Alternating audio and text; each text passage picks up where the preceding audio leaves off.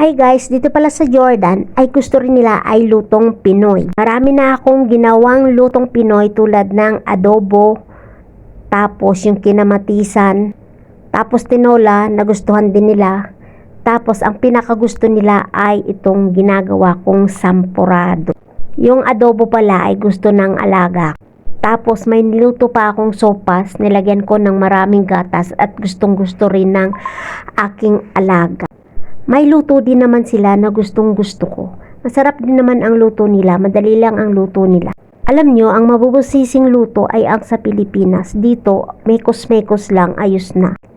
Nilagay ko pala yan sa maliliit na lagayan dahil iyan ay pang-serve sa mga bisita. Dahil gustong gusto rin yan ng mga kapatid niya na pag nagpunta rito ay nilalagyan nila ng cinnamon yan sa ibabaw at masarap. Mamaya lang ay ubos na yan pag may bisita kaming darating. Pero hindi kami papipigil ni Aus dahil ubos yan sa aming dalawa. Gusto ko pala dyan ay mainit na sampurado pero sa kanila gusto nila ay malamig.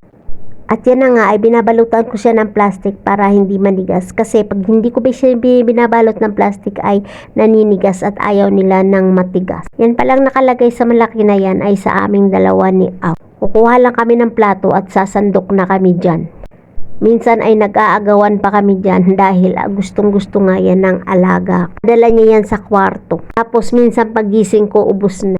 Kaya minsan bago ako matulog ay kumakain na ako kasi alam ko kinabukasan ay ubos na yan. Marami pala akong ginagawa dyan sa araw na yan kaso pinagawa na ako sampurado.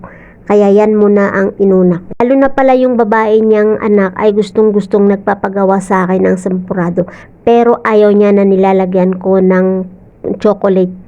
Gusto lang niya ay plain, gatas lang ang nilagay at saka asukal. Lagay ako na pampasarap dyan, hindi ko lang alam kung ano ang pangalan nun sa Tagalog. Dilaw siya na maliliit, ay pampabango siya. Minsan pag wala nun ay vanilla na lang ang nilalagay. Guys, at marami pa akong gagawin.